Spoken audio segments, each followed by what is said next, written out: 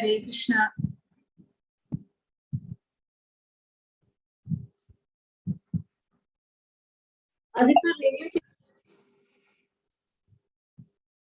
Om Namo Bhagavate Vasudevaya. Om Namo Bhagavate Vasudevaya. Om Namo Bhagavate Vasudevaya. Om Ajnanatimirandasya Ajnananjana Shalakaya Chakshurunmilitam Yena Tasmai Shri Gurave Namaha. Namo Om Vishnupadaya Krishna Preshtaya Bhutale Srimate Bhaktivedanta Swami Niti Namine. Namaste Saraswate Deve Gauravani Pracharine Nirvishesha Shunyavadi Paschatya Deshatarine. Jaya Shri Krishna Chaitanya Prabhu Nityananda Shri Advaita Gadadhara Shri Vasadi Gaura Bhakta Vrinda. Hare Krishna Krishna Krishna Hare Hare Hare Rama Rama Rama Hare Hare. Hare Krishna. ഇപ്പോൾ level 2 class ആണ്. നിങ്ങളും പഠിച്ചിട്ട് വരണം. ചോദ്യങ്ങൾ ഉണ്ടാകും, answer ചെയ്യണം കേട്ടോ. അപ്പോൾ ഇന്നലെ പഠിച്ച കാര്യങ്ങൾ കുറച്ച് നമുക്ക് ഇന്ന് റിവൈസ് ചെയ്തിട്ട് ക്ലാസ്സിലേക്ക് കടക്കാം.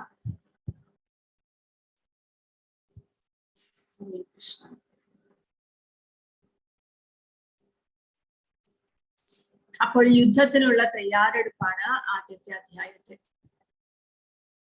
പാണ്ഡവരും കൗരവരും തമ്മിലുള്ള യുദ്ധം. പാണ്ഡവർക്ക്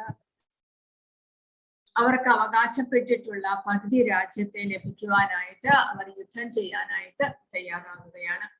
കൗരവരാണെങ്കിൽ രാജ്യം മുഴുവനും അവർക്ക് വേണം, പാണ്ഡവർക്ക് ഒരു തരി മണ്ണ് പോലും വിട്ടുകൊടുക്കുകയില്ല എന്ന് അവർ വാശി പിടിക്കുന്നു. അങ്ങനെ യുദ്ധം തീരുമാനമായി. കുരുക്ഷേത്ര യുദ്ധക്കളത്തിൽ വെച്ച് യുദ്ധം ആരംഭിക്കാനായിട്ടുള്ള പുറപ്പാടാണ്.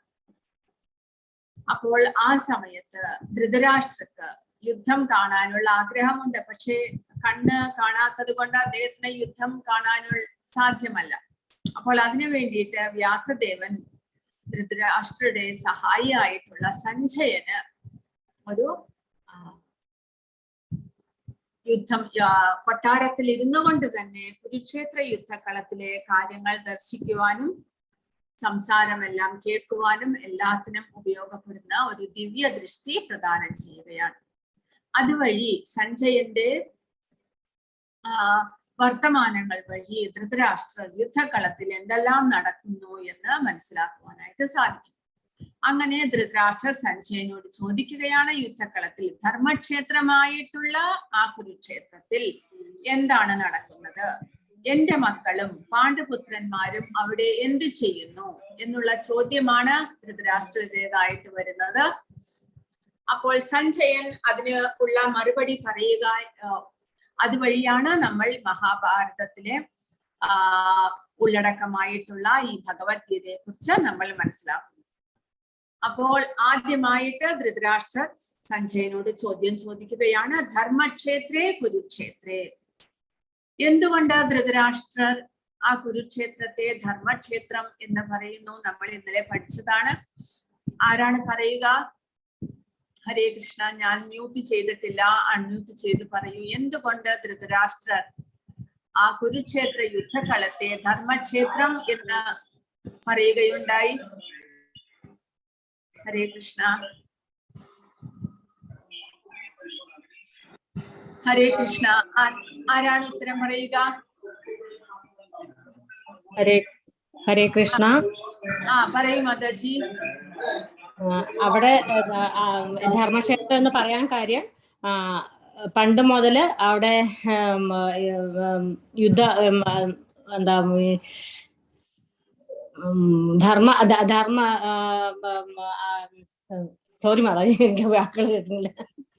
ധാർമ്മികമായിട്ടുള്ള കാര്യങ്ങൾ നടന്ന സ്ഥലമായിരുന്നു. അതെ, ധാർമ്മികമായിട്ടുള്ള കാര്യങ്ങൾ പിന്നെ നടക്കുന്ന സ്ഥലമായിരുന്നു. പിന്നെ ഭഗവാൻ കൃഷ്ണൻ സന്നിഹിതനായിരുന്നു അവിടെ. അതെ, വളരെ കറക്റ്റ്. അതുകൊണ്ടും അങ്ങനെ പറയുന്നു.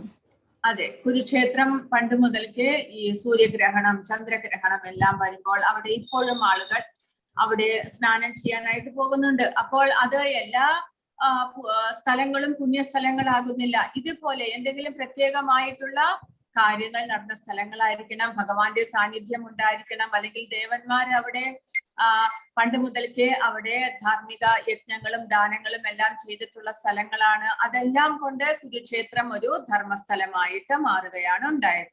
അതുപോലെ തന്നെ ഇപ്പോഴും കുരുക്ഷേത്രത്തെ ഇപ്പോഴും നമ്മൾ ധർമ്മസ്ഥലമായിട്ട് അവിടെ ഇപ്പോഴും സൂര്യഗ്രഹണ സമയത്തെല്ലാം എല്ലാവരും കുളിക്കാനായിട്ടെല്ലാം പോകുന്നുണ്ട്. കാരണം നമ്മുടെ പാപകർമ്മ ഫലങ്ങളെ കഴുകിക്കളയുവാനുള്ള ശക്തി ആ സ്ഥലങ്ങൾക്കുണ്ടാകുന്നു. നമ്മൾ ധർമ്മക്ഷേത്രം അല്ലെങ്കിൽ പുണ്യസ്ഥലം ഹരിദ്വാർ, ഋഷികേശ് അല്ലെങ്കിൽ കേദാർനാഥ്, ബദ്രിനാഥ് ഇവിടെയെല്ലാം നമ്മൾ പോകുന്നതിന്റെ, അവിടെ ദർശനം ചെയ്യുന്നതിന്റെ കാര്യം നമ്മളുടെ പാപകർമ്മ ഫലങ്ങളെ നമുക്ക് അതുവഴി കളയുവാൻ സാധിക്കുന്നു. കാരണം അത്രയും ശക്തി ആ സ്ഥലങ്ങൾക്കുണ്ട്. പുണ്യ നദികൾക്കും, ഗംഗ, യമുന, കാവേരി മുതലായ നദികൾക്കും നമ്മുടെ പാപകർമ്മ ഫലങ്ങളെ ഇല്ലാതാക്കുവാനുള്ള ശക്തിയുണ്ട്. കാരണം ഭഗവാന്റെ അനുഗ്രഹം നേടിയിട്ടുള്ള ഗംഗാനദി, ഭഗവാന്റെ കാൽ കഴുകിയിട്ട് തന്നെ വന്നിട്ടുള്ള നദിയാണ് ഗംഗാനദി. കാരണം മഹാബലിയിൽ നിന്ന് വാമനൻ 3 അടി മണ്ണ് അളന്ന് വാങ്ങുന്ന സമയത്ത് ഭഗവാന്റെ ആ വിശ്വരൂപത്തിലൂടെ ഭഗവാൻ തന്റെ ഒരു കാലുകൊണ്ട് ഭൂമിക്ക് താഴെയുള്ള എല്ലാ ലോകങ്ങളും, ഒരു കാലുകൊണ്ട് ഭൂമിക്ക് മുകളിലുള്ള എല്ലാ ലോകങ്ങളും ഭഗവാൻ അളക്കുന്നു.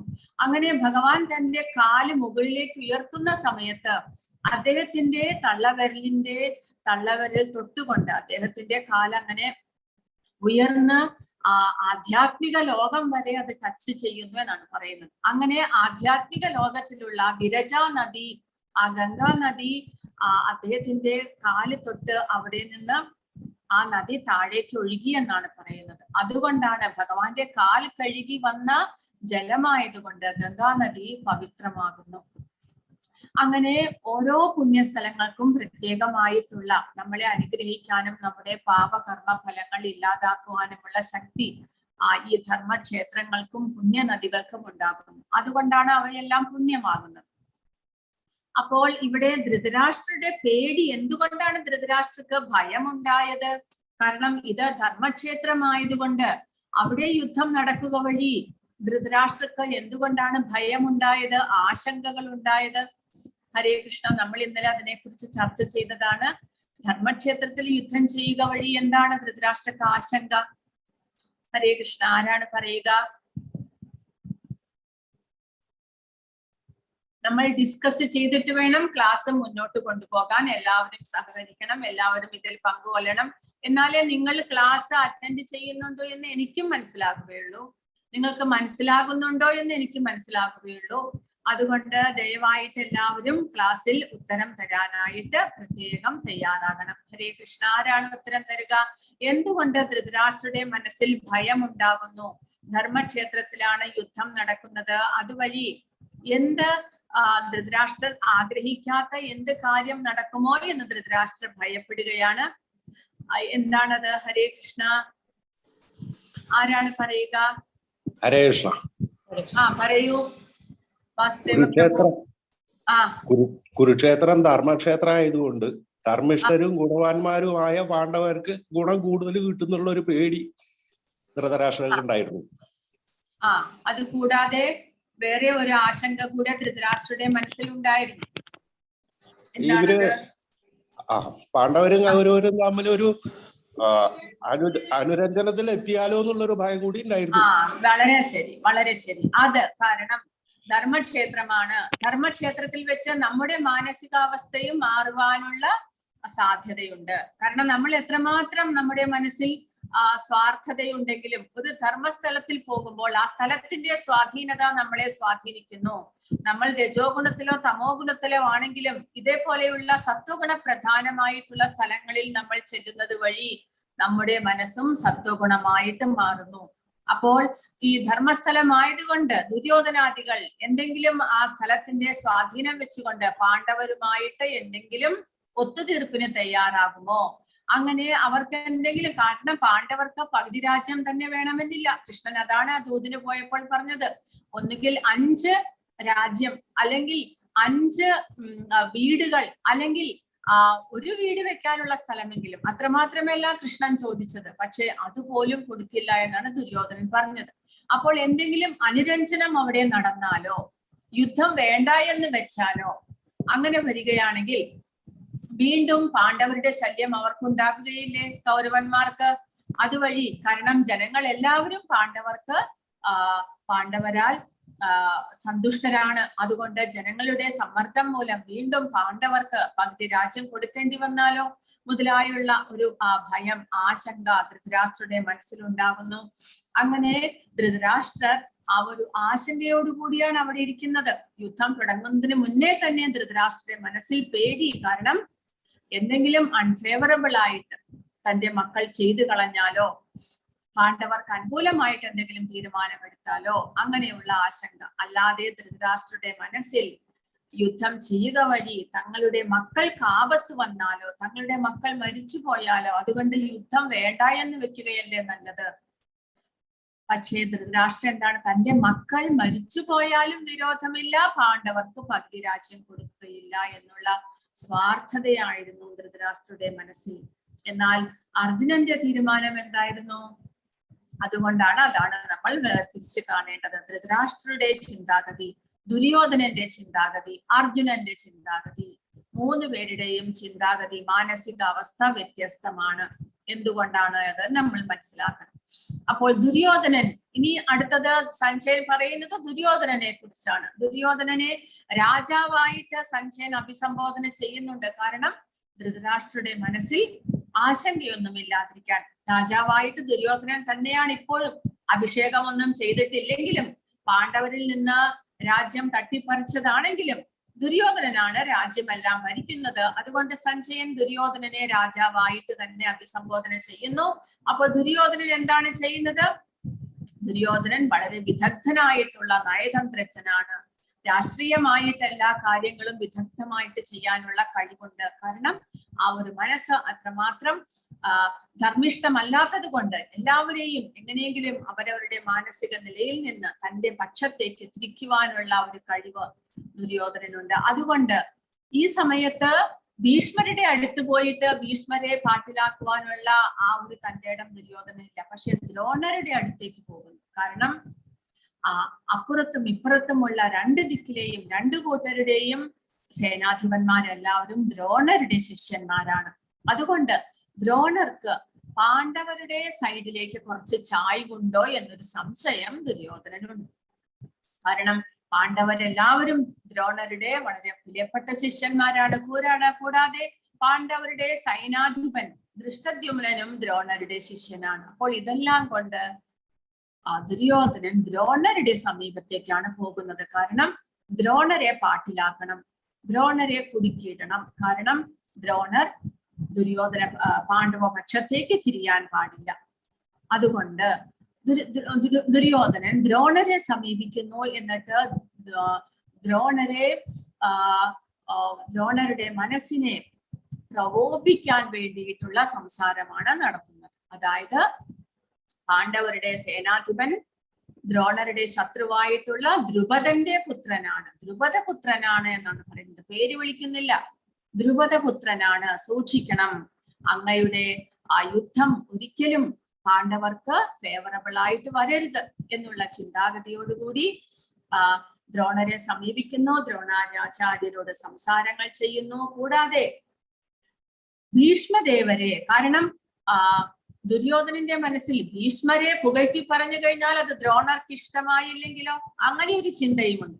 അതുകൊണ്ട് ഭീഷ്മരെ നിങ്ങൾ എല്ലാവരും കൂടി ചേർന്ന് സംരക്ഷിക്കണം എന്നുള്ള നയചാതുരിയോട് കൂടിയുള്ള ഒരു സംസാരമാണ് ദുര്യോധനന്റെ പക്കൽ നിന്നുണ്ടാകുന്നത്. കാരണം ഭീഷ്മരേക്കാൾ ദ്രോണരേക്കാൾ കേമനാണ് ഭീഷ്മർ എന്ന് പറഞ്ഞു കഴിഞ്ഞാൽ ദ്രോണാചാര്യർക്ക് ഇഷ്ടപ്പെട്ടില്ലെങ്കിലോ, അതുകൊണ്ട് പറയുന്നു ഭീഷ്മരാണ് ദുര്യോധന പക്ഷത്തെ ആദ്യ ദിവസത്തെ സേനാധിപതി. അതുകൊണ്ട് ഭീഷ്മരെ നിങ്ങൾ എല്ലാവരും ചേർന്ന് സംരക്ഷിക്കണം. കാരണം അദ്ദേഹം വൃദ്ധനായി എന്നുള്ള ഒരു ചിന്താഗതിയോടുകൂടി പറയുകയാണ് ദുര്യോധനൻ. അങ്ങനെ ദ്രോണരെ അഭിസംബോധന ചെയ്തുകൊണ്ട് സംസാരിക്കുന്നു. പിന്നീട് ദുര്യോധനൻ എന്ത് ചെയ്യുന്നു?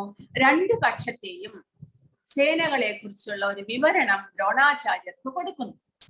നമ്മുടെ പക്ഷമാണോ കേമം, അല്ല പാണ്ഡവരുടെ പക്ഷമാണോ? കാരണം നമ്മുടെ പക്ഷത്ത്, ദുര്യോധനന്റെ പക്ഷത്ത് 11 അക്ഷൗഹിണിയുണ്ട്. ദുര്യോധനന്റെ പക്ഷത്ത് 11 അക്ഷൗഹിണിയുണ്ട്. പാണ്ഡവരുടെ പക്ഷത്ത് 7 അക്ഷൗഹിണിയുണ്ട്.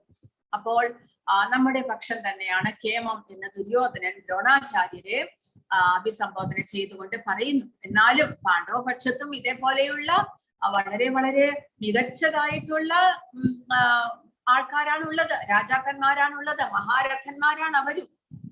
എങ്കിലും നമ്മുടെ പക്ഷം ഭീഷ്മരാൽ സംരക്ഷിക്കപ്പെട്ടിരിക്കുന്നത് കൊണ്ട് അപര്യാപ്തമാണ് എന്ന് പറഞ്ഞാൽ അപരിമേയമാണ്, വളരെയധികം പരിമിതമല്ല, അപരിമേയമാണ് എന്ന് ദുര്യോധനൻ പറയുന്നു. നമ്മളെ തോൽപ്പിക്കാൻ ആർക്കും സാധ്യമല്ല എന്നുള്ള ആ ഭൗതികമായിട്ടുള്ള ചിന്താഗതി മൂലം ദുര്യോധനൻ അങ്ങനെ ഒരു പ്രസ്താവന നടത്തുന്നു.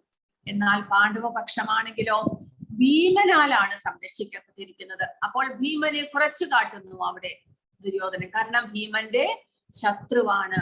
ഭീമനും ദുര്യോധനൻ നേർക്കുനേർ കണ്ടാൽ കണ്ണിൽ കണ്ടുകൂടാ, അത്രമാത്രം ദേഷ്യമാണ് രണ്ടുപേർക്കും. അപ്പോൾ ഭീമനാൽ സംരക്ഷിക്കപ്പെട്ടിരിക്കുന്ന പാണ്ഡവരുടെ സൈന്യം പര്യാപ്തം, പരിമിതമുള്ളതാണ് എന്നാണ് ദുര്യോധനന്റെ അഭിപ്രായം.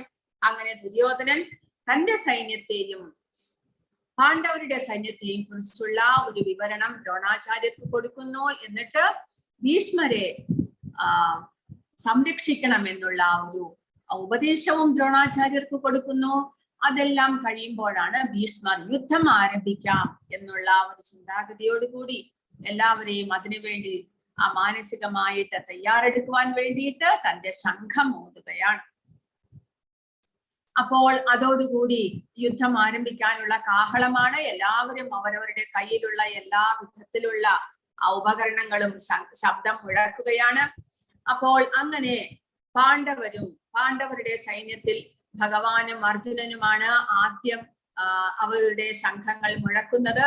അപ്പോൾ ഇവിടെ ഈ ശ്ലോകത്തിലൂടെ നമുക്ക് പാണ്ഡവരുടെ വിജയത്തിന്റെ ഒരു ചിഹ്നങ്ങൾ നമുക്ക് കാണുവാൻ സാധിക്കുന്നുണ്ട്. എന്തൊക്കെയാണത്? നിങ്ങൾ ലെവൽ 1 ക്വിസ് ചെയ്തതാണ്. പാണ്ഡവരുടെ വിജയത്തിന്റെ ലക്ഷണങ്ങൾ എന്തൊക്കെയാണ് എന്ന് പറയുന്നുണ്ട്. എന്തെല്ലാമാണത്?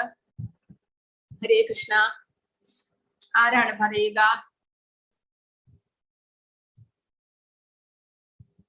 ഇന്നലെ ഞാൻ ഒരു തവണ കൂടെ പറയുകയുണ്ടായി, നിങ്ങൾ എല്ലാവരും ക്വസ്റ്റ്യൻ ചെയ്തതാണ്. ഹരേ കൃഷ്ണ, ആരാണ് പറയുക? രജിത മാതാജി പറയൂ. ഹരേ കൃഷ്ണ. പറയൂ. ഒന്ന് ധർമ്മക്ഷേത്രം, വേദി അതാണ്. ഒന്ന് പരമാത്മാ ഭഗവാൻ കൃഷ്ണൻ, ഭഗവാന്റെ സാന്നിധ്യം. പിന്നെ ഭഗവാന്റെ സാന്നിധ്യം ഉള്ളിടത്തെ ഭഗവതി കാണുകയുള്ളൂ, ദേവി കാണുകയുള്ളൂ, ഭാഗ്യദേവത മഹാലക്ഷ്മി ദേവി കാണുകയുള്ളൂ. പിന്നെ വേദി ധർമ്മക്ഷേത്രമാണ്. പിന്നെ ഹനുമാൻ സ്വാമിയുടെ കൊടിയടയാളം. പിന്നീട് അതാണ് ഇവിടെ പറയുന്നത്, കൃഷ്ണന്റെയും അർജുനന്റെയും ശംഖങ്ങൾ ദിവ്യമാണ് എന്ന് പറയുന്നു. കാരണം ഭഗവാൻ വിഷ്ണുവിന്റെ ആയുധമാണ് ശംഖം. വേറെ ആരും ശംഖം ആയുധമായിട്ട് എടുക്കുന്നില്ല. അപ്പോൾ ഭഗവാൻ വിഷ്ണുവിന്റെ ആയുധമായിട്ടുള്ള ആ ശംഖം ഇവിടെ ഭഗവാൻ കൃഷ്ണനും അർജുനനും ആ ദിവ്യ ശംഖങ്ങൾ മുഴക്കി എന്ന് പറയുന്നത് അതൊരു ഭഗവാന്റെ അനുഗ്രഹമായിട്ട് അവിടെ കാണിക്കുകയാണ് ഉണ്ടാകുന്നത്. പിന്നീട് അർജുനന്റെ തേര്, അർജുനന്റെ ഗാന്ധീവം, ഇതെല്ലാം അഗ്നിദേവൻ അനുഗ്രഹമായിട്ട് കൊടുത്തിട്ടുള്ളതാണ്. അതും ഒരു ദിവ്യമായിട്ടുള്ള ഒരു അടയാളമാണ്. അതായത് വിജയം, ഒരിക്കലും തോൽവി പറ്റാത്ത രഥമാണ് അത്. കാരണം ദൈവികമായിട്ടുള്ള രഥമാണ് കൊടുത്തിരിക്കുന്നത്. ഇതെല്ലാം തന്നെ ചേർന്ന് അവിടെ പാണ്ഡവർക്ക് വിജയം ഉറപ്പാണ് എന്ന് കാണിക്കും. കൂടാതെ ഇവിടെ ഋഷികേശൻ, ഭഗവാനെ ഋഷികേശനായിട്ട് അഭിസംബോധന ചെയ്യുന്നു. അതായത് നമ്മുടെ ഇന്ദ്രിയങ്ങളെ കുറിച്ച്, നമ്മുടെ ഇന്ദ്രിയങ്ങളുടെ നാഥൻ, ഋഷികേശ സേവനം. ഋഷിക എന്ന് പറഞ്ഞാൽ നമ്മുടെ ഇന്ദ്രിയങ്ങളെയാണ് ഋഷിക എന്ന് പറയുന്നത്. ആ ഇന്ദ്രിയങ്ങളുടെ ഈശൻ, നാഥൻ ഭഗവാൻ കൃഷ്ണൻ. അദ്ദേഹത്തിന് അർജുനന്റെ മാനസിക അവസ്ഥ മനസ്സിലാക്കുവാൻ കഴിയുന്നു. അതനുസരിച്ച് ഭഗവാൻ അദ്ദേഹത്തിന് ഉപദേശങ്ങൾ കൊടുക്കുന്നു. അങ്ങനെ ഭഗവാന്റെ നിയന്ത്രണത്തിൽ, ഭഗവാന്റെ നിർദ്ദേശത്താൽ അർജുനൻ യുദ്ധം ചെയ്യുക വഴി വിജയം അർജുനന് സ്വായത്തമാണ് എന്നിവിടെ കാണിക്കുകയാണ് ചെയ്യുന്നത്. അങ്ങനെയുള്ള 5 കാര്യങ്ങൾ, പാണ്ഡവരുടെ വിജയത്തിന്റെ 5 ലക്ഷണങ്ങൾ, അതും നമ്മൾ പഠിക്കുകയുണ്ടായി. അങ്ങനെ കൂടാതെ പാണ്ഡവരുടെ പക്ഷത്തുള്ള ശംഖനാദം കേൾക്കുക വഴി കൗരവ പക്ഷത്തുള്ളവരുടെ ഹൃദയം പിളരുന്ന വിധത്തിലുള്ള ഒരു ഭയം അവർക്കുണ്ടാകുന്നു. എന്നാൽ കൗരവപക്ഷത്തു നിന്നുള്ള ശംഖനാദം കേട്ടിട്ട് പാണ്ഡവർക്ക് അങ്ങനെ ഉണ്ടായി എന്ന് പറയുന്നില്ല. അപ്പോൾ അതിന്റെ അർത്ഥം ആ ഒരു തോൽവിയുടെ ഭീതി ആദ്യം തന്നെ യുദ്ധം തുടങ്ങുന്നതിന് മുന്നേ തന്നെ അവരുടെ മനസ്സിൽ, കൗരവപക്ഷത്ത് എല്ലാവരുടെയും മനസ്സിൽ ഉണ്ടാക്കുകയാണ് ചെയ്യുന്നത്. അങ്ങനെ യുദ്ധം ആരംഭിക്കുവാനായിട്ട് തുടങ്ങുമ്പോഴാണ് അർജുനന് ഒരു ആഗ്രഹം ഉണ്ടാകുന്നത്. അതായത് 2 സൈന്യത്തിന്റെയും മധ്യത്തിലായിക്കൊണ്ട് എന്റെ തേരിനെ കൊണ്ട് ചെന്ന് നിർത്തുമോ എന്നുള്ള ഭഗവാനോടുള്ള ഒരു ചോദ്യമാണ് ഉണ്ടാകുന്നത്. കാരണം അർജുനൻ മറുപക്ഷത്തുള്ള അവരുടെ ആ സൈന്യത്തിന്റെ ശക്തി എത്രമാത്രമുണ്ട്, മറുപക്ഷത്ത് ആരെല്ലാമാണ് ദുര്യോധനന് സഹായം വാഗ്ദാനം ചെയ്ത് വന്നിരിക്കുന്നത്, തനിക്ക് മെയിനായിട്ട് പ്രധാനമായിട്ട് ആരോടെല്ലാം നേരിട്ട് യുദ്ധം ചെയ്യണം. അപ്പോൾ മറുപക്ഷത്തിന്റെ ശക്തി അളക്കുവാനായിട്ട് അവസാനമായിട്ട് ഒരു തവണ അവരെ കാണുവാൻ അർജുനൻ ആഗ്രഹിക്കുന്നു. അപ്പോൾ അർജുനൻ ആ സമയത്ത് പറയുന്നത് മറുപക്ഷത്തിന്റെ ശക്തി, അതായത് ശത്രുവിന്റെ ശക്തിയെ അളക്കുവാനാണ് താൻ പോകുന്നത്. അതിനു വേണ്ടിയിട്ട് തനിക്ക് ആ രഥം അവിടെ കൊണ്ടുചെന്ന് നിർത്തണം എന്നാണ് അർജുനൻ പറയുന്നത്. പക്ഷേ രഥം അവിടെ കൊണ്ടുചെന്ന് നിർത്തുന്നതും അർജുനന്റെ മനസ്സ് മാറുന്നു ഒരേ ഒരു നിമിഷം കൊണ്ട്. അവിടെയുള്ളവരെ ശത്രുക്കളായിട്ട് പിന്നെ അർജുനൻ കാണുന്നില്ല. പിന്നെയോ തന്റെ സ്വന്തം ബന്ധുജനങ്ങളായിട്ടാണ് അർജുനൻ അവരെ കാണുന്നത്. അവരുടെ ശക്തി എത്രയുണ്ട് എന്ന് അളക്കുവാൻ പോയ അർജുനൻ ഒരു നിമിഷം കൊണ്ട് ഇവരെല്ലാവരും എന്റെ ബന്ധുജനങ്ങളല്ലേ, തന്റെ പിതാമഹനല്ലേ, പിതാമഹനായ ഭീഷ്മൻ, ഗുരുവായിട്ടുള്ള ദ്രോണാചാര്യർ, ആചാര്യരായിട്ടുള്ള കൃപാചാര്യർ, തന്റെ സഹോദരങ്ങളായിട്ടുള്ള ദുര്യോധനാദികൾ, തന്റെ സുഹൃത്തായിട്ടുള്ള അശ്വത്ഥാമാവ്, തന്റെ മക്കൾക്ക് തുല്യരായിട്ടുള്ള ദുര്യോധന പുത്രന്മാർ, തന്റെ പിതാവിന് തുല്യരായിട്ടുള്ളവർ, ഇങ്ങനെ അവരെ തന്റെ ബന്ധുമിത്രാദികളായിട്ട് കാണുവാൻ അർജുനൻ ആ സമയത്ത് അർജുനന്റെ മനസ്സിൽ അങ്ങനെ ഒരു വികാരമാണ് ഉണ്ടാകുന്നത്. അപ്പോൾ അർജുനൻ ആ ഒരു വികാരത്തോടു കൂടി അങ്ങനെ ഒരു ചിന്താഗതി വരുമ്പോൾ തീർച്ചയായിട്ടും നമ്മുടെ മനസ്സിലും അനുകമ്പയും കരുണയും എല്ലാമാണ് വരിക. എന്നാൽ നമ്മുടെ ശത്രുക്കളോട് നമുക്കൊരിക്കലും അനുകമ്പയും കരുണയും വരികയില്ല. എന്നാൽ നമ്മുടെ മിത്രങ്ങളോട്, നമ്മുടെ സുഹൃത്തുക്കളോട്, നമ്മുടെ ബന്ധുമിത്രാദികളോട് നമ്മുടെ മനസ്സിൽ എപ്പോഴും അനുകമ്പയും കരുണയും ഉണ്ടാകുന്നു. കാരണം ആ മമതാബന്ധം, അവരോടുള്ള മമത ശാരീരികമായിട്ടാണ് അതെല്ലാം, അത് ആധ്യാത്മികതയല്ല, ഭൗതികമായിട്ടുള്ള ഒരു ചിന്താഗതിയാണത്, ഒരു ഇമോഷണൽ ആണത്. എന്നാലും അത് നമ്മളെ കുടുക്കിയിടുന്നു. ആ ഇമോഷൻ നമ്മളെ ഭൗതികതയിൽ, നമ്മുടെ ശരീരബന്ധത്തിൽ നമ്മളെ കുടുക്കിയിടുന്ന ഒന്നാണ്. അതിൽ നിന്നുള്ള മോചനമാണ് അർജുനൻ ആഗ്രഹിച്ചത്.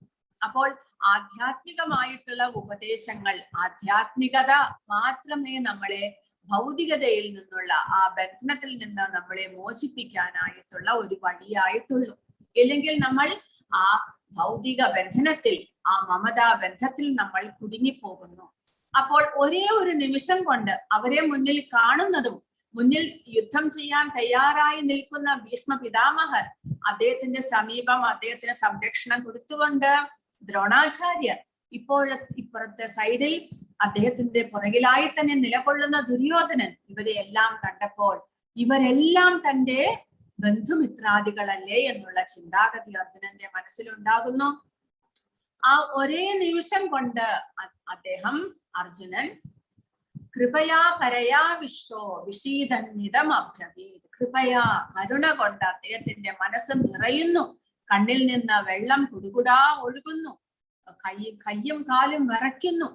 കാരണം ശത്രുക്കളെ കണ്ടാൽ ഒരിക്കലും ഇങ്ങനെ ഒരു ചിന്താഗതി വരില്ല. പക്ഷെ ഇപ്പോൾ ഇവിടെ കാണുന്നത് തന്റെ സുഹൃത്ത്, മിത്രങ്ങൾ, ബന്ധുമിത്രാദികളെയാണ് അർജുനൻ കാണുന്നത്. ഈ യുദ്ധം തന്റെ കുടുംബത്തെയും പാരമ്പര്യത്തെയും എങ്ങനെ നശിപ്പിക്കും എന്ന് ചിന്തിച്ച് അർജുനന് മനസ്സ് ചുറ്റിക്കറങ്ങുന്നു. അപ്പോൾ ഇതിനു മുന്നേ ചിന്തിച്ചിരുന്നില്ലേ, താൻ യുദ്ധം ചെയ്യാൻ പോകുന്നത് തന്റെ ബന്ധുമിത്രാദികളോടാണ്. തനിക്ക് അവകാശപ്പെട്ട ആ രാജ്യം അവർ തിരിച്ചു തരാത്തത് കൊണ്ട്, സ്വമേധയാ തിരിച്ചു തരാത്തത് കൊണ്ട് യുദ്ധം ചെയ്യുക മാത്രമേ പോംവഴിയുള്ളൂ.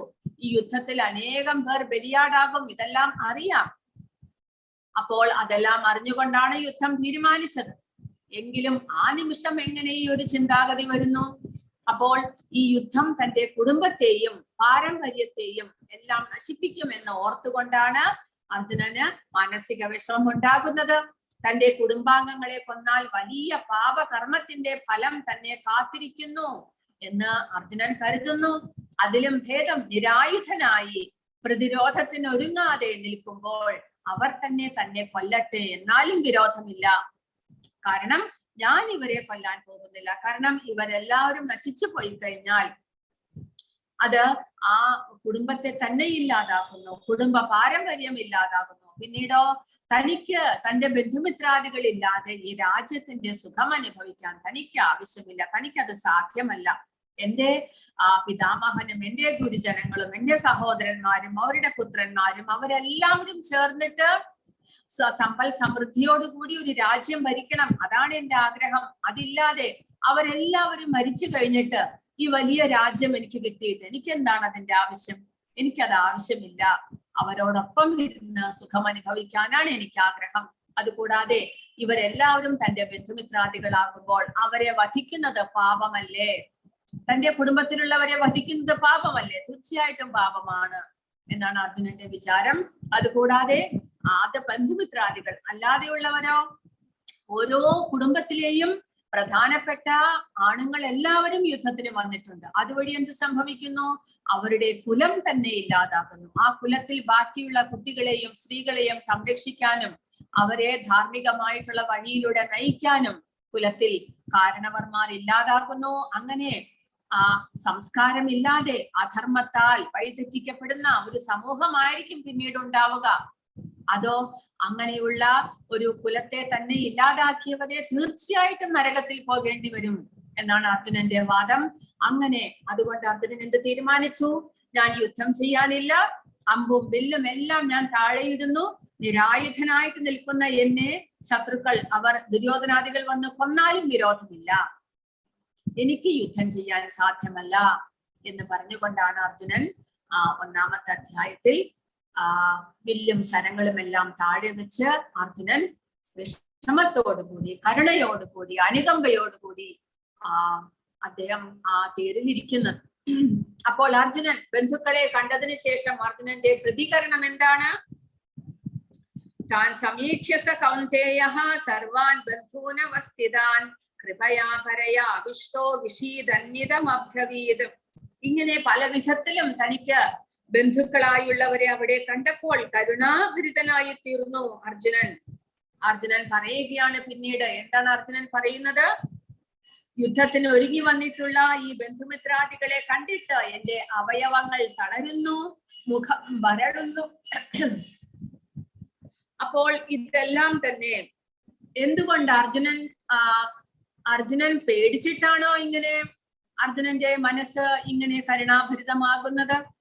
അവരോട് ഇത്രയും വലിയ 11 അക്ഷൗഹിണി പടയിലുള്ളവരെ തനിക്ക് യുദ്ധം ചെയ്ത് നേരിടേണ്ടി വരുന്നു. അവരെയെല്ലാം ജയിക്കുവാൻ എനിക്ക് സാധിക്കുമോ എന്നുള്ള പേടി കൊണ്ടാണ് അർജുനൻ അങ്ങനെ ഒരു ചിന്താഗതി ഉണ്ടായത്? ഒരിക്കലുമല്ല. അതാണ് ഇവിടെ പ്രഭുപാദ പറയുന്നത്, അർജുനന്റെ മനസ്സ് അത്രമാത്രം മൃദുലമാണ് എന്ന് പറയുന്നു. എന്തുകൊണ്ട് അർജുനന്റെ മനസ്സ് അത്രമാത്രം മൃദുലമാകുന്നു? എന്തുകൊണ്ട് അർജുനന്റെ മനസ്സിൽ കരുണ തോന്നുന്നു? എന്തുകൊണ്ട് ദുര്യോധനന്റെ മനസ്സിൽ അങ്ങനെ കരുണ തോന്നിയില്ല? ദുര്യോധനൻ പറഞ്ഞത്, ഇവിടെ വന്നിരിക്കുന്നവരെല്ലാവരും എനിക്ക് വേണ്ടി മരിക്കുവാൻ തയ്യാറെടുത്ത് വന്നിട്ടുള്ളവരാണ് എന്നാണ് ദുര്യോധനൻ പറഞ്ഞത്. അപ്പോൾ ദുര്യോധനന്റെ മനസ്സിൽ ഒരു നിമിഷം പോലും കരുണ തോന്നിയില്ല. കാരണം തന്റെ സ്വാർത്ഥ താല്പര്യം കൊണ്ട് തനിക്ക് പാണ്ഡവർക്ക് അവകാശപ്പെട്ടിട്ടുള്ള രാജ്യം അവർക്ക് കൊടുക്കാൻ താൻ തയ്യാറല്ല എന്നുള്ള സ്വാർത്ഥത കൊണ്ടാണ് ഇത്രയും വലിയ ഒരു യുദ്ധം തയ്യാറായിട്ടുള്ളത്. അതുമൂലം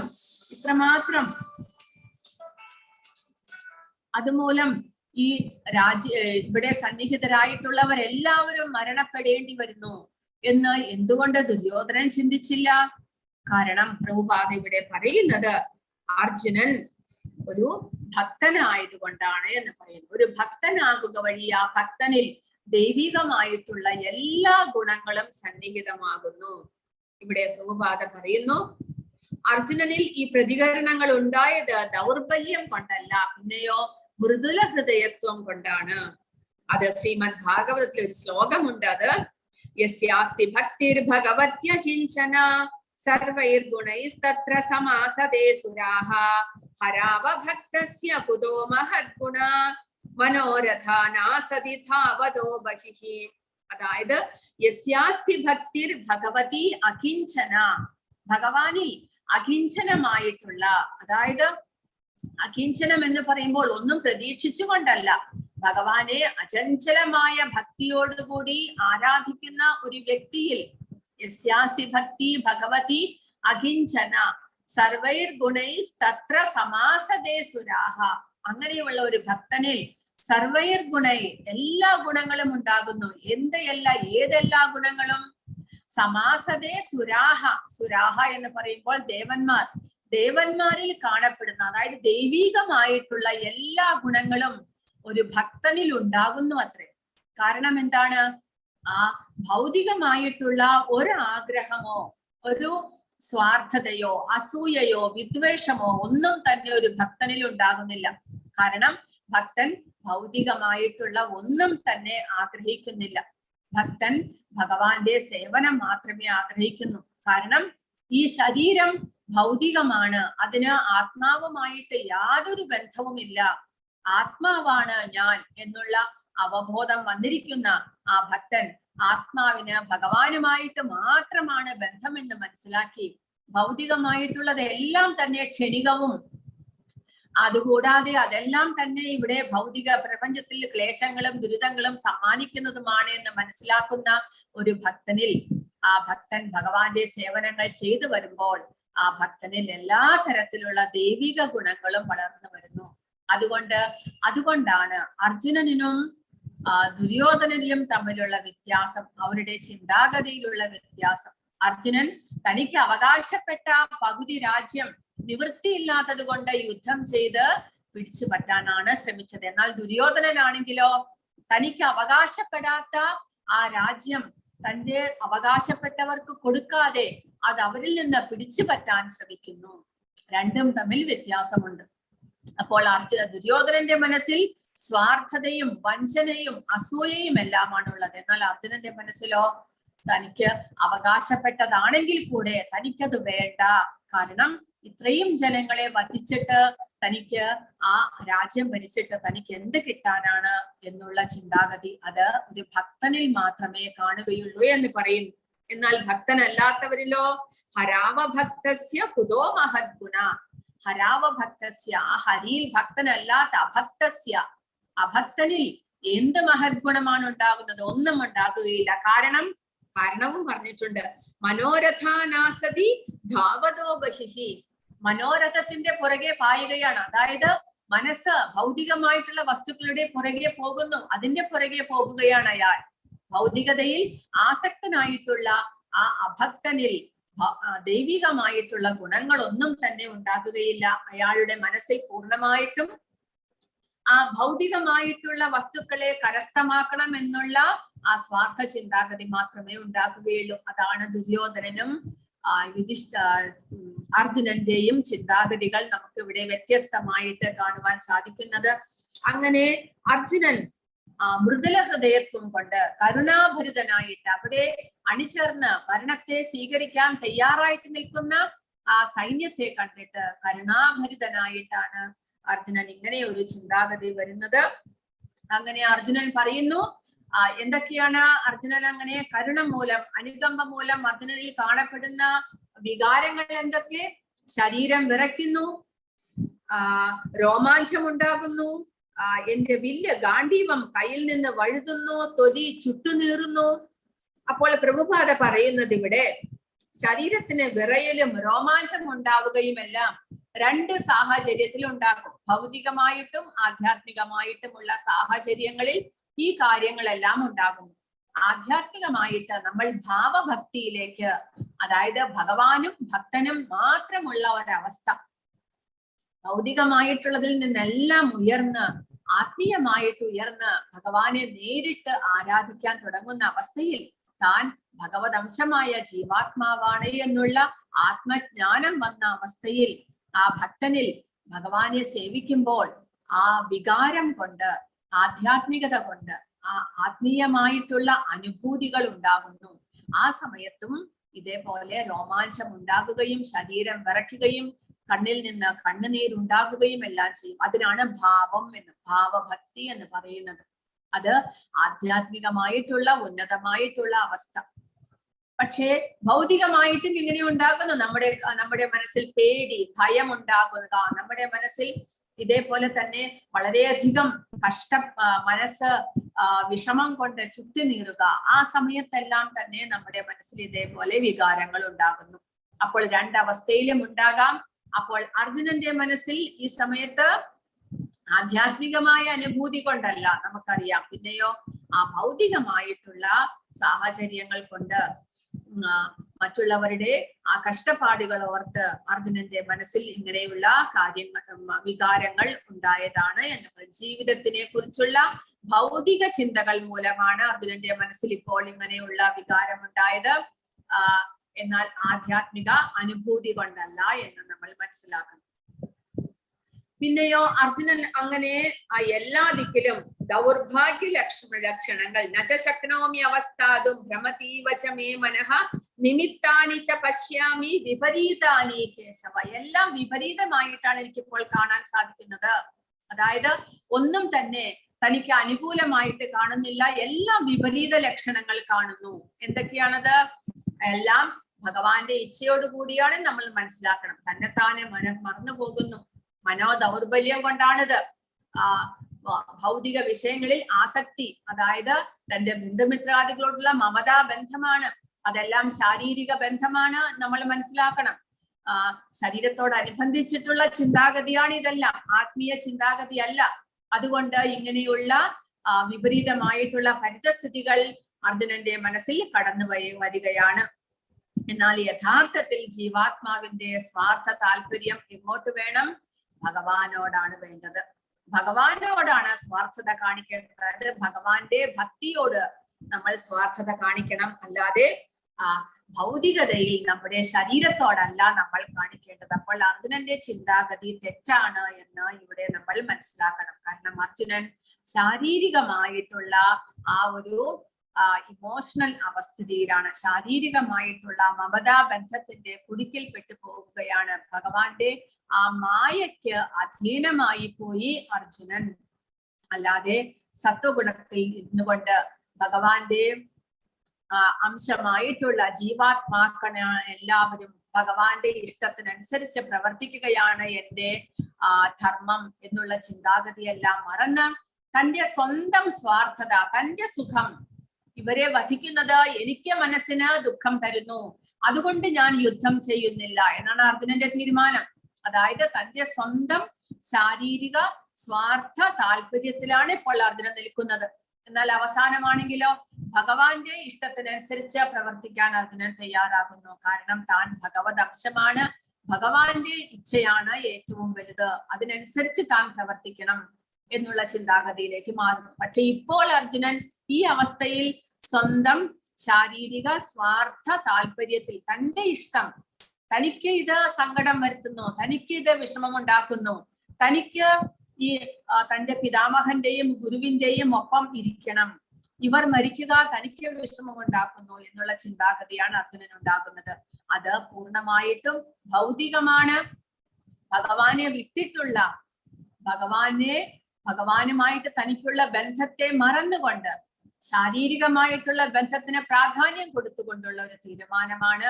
അതാണ് വിപരീതമായിട്ടുള്ളത്.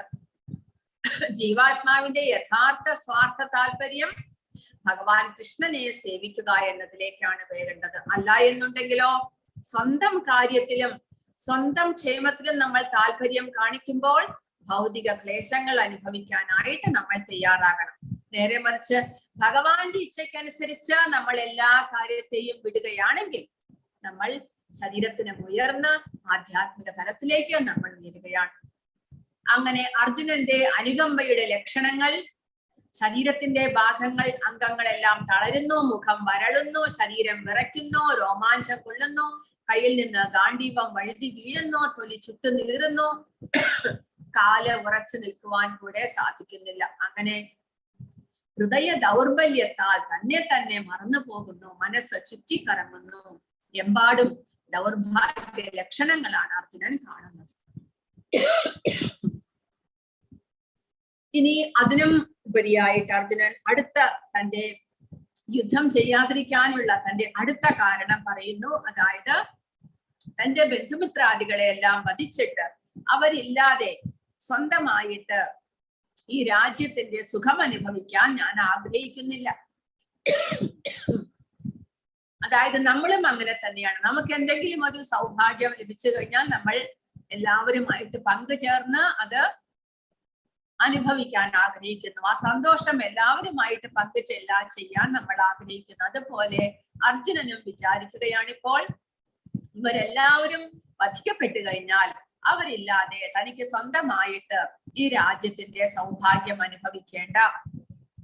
എന്നാൽ ഇവിടെ പ്രഭുപാദ പറയുന്നത്, ഭഗവാന്റെ നിർദ്ദേശം അനുസരിച്ച് യുദ്ധക്കളത്തിൽ വീണ് മരിക്കുന്ന ഒരാൾക്ക് സൗരമണ്ഡലത്തിലേക്ക് ഉയരുവാൻ സാധിക്കും. ലൗകിക ജീവിതം ത്യജിച്ച് ആധ്യാത്മിക സംസ്കാരത്തിന് സ്വയം സമർപ്പിച്ചവനും സൗരമണ്ഡലത്തിലേക്കാണ് പോകുന്നത്. അങ്ങനെ ഒരു അനുഗ്രഹം ആ യുദ്ധക്കളത്തിൽ മരിക്കുന്ന ക്ഷത്രിയന്മാർക്കുണ്ട്. അതായത് യുദ്ധക്കളത്തിൽ യുദ്ധം ചെയ്ത് മരിച്ചു വീഴുകയാണെങ്കിൽ അവർക്ക് ഉടനടി സ്വർഗലോകത്തിലേക്ക് പ്രവേശിക്കാൻ സാധിക്കും. അതെന്തുകൊണ്ട് അർജുനൻ ആലോചിക്കുന്നില്ല? അതാണ് ഭഗവാൻ 2-ാമത്തെ അധ്യായത്തിൽ അർജുനനെ പറഞ്ഞ് മനസ്സിലാക്കുന്നത്. പക്ഷേ അർജുനന്റെ ചിന്താഗതി എന്താണ്? ആ ധാർമ്മിക നിയമങ്ങളെല്ലാം മറന്ന് സ്വയം താനൊരു ക്ഷത്രിയനാണ് എന്നുള്ള കാര്യങ്ങൾ മറന്ന് ശാരീരിക ബന്ധത്തിൽ ആകൃഷ്ടരായി അങ്ങനെ സന്തോഷിക്കാനായിട്ട് ആഗ്രഹിക്കുന്നു. ജീവിതത്തിൽ സുഖിക്കാൻ കഴിയില്ല. ബന്ധുക്കളെ കൊന്നത് മൂലം അവരില്ലാതെ തനിക്ക് സുഖിക്കാൻ കഴിയുന്നില്ല. അത് ഉദാഹരണം പറയുന്നത്, വിശപ്പ് തോന്നാത്ത ഒരാൾ താൻ ആഹാരം പാചകം ചെയ്യുന്നില്ല, കാരണം എനിക്ക് വിശക്കുന്നില്ല എന്നതുപോലെ അർജുനൻ ക്ഷത്രിയനാണെങ്കിലും തനിക്ക് അവരില്ലാതെ ജീവിക്കാൻ കഴിയില്ല, അതുകൊണ്ട് ഞാൻ യുദ്ധം ചെയ്യുന്നില്ല. അങ്ങനെ ഒരു ചിന്താഗതിയാണ് അർജുനൻ തീരുമാനിക്കുന്നത്.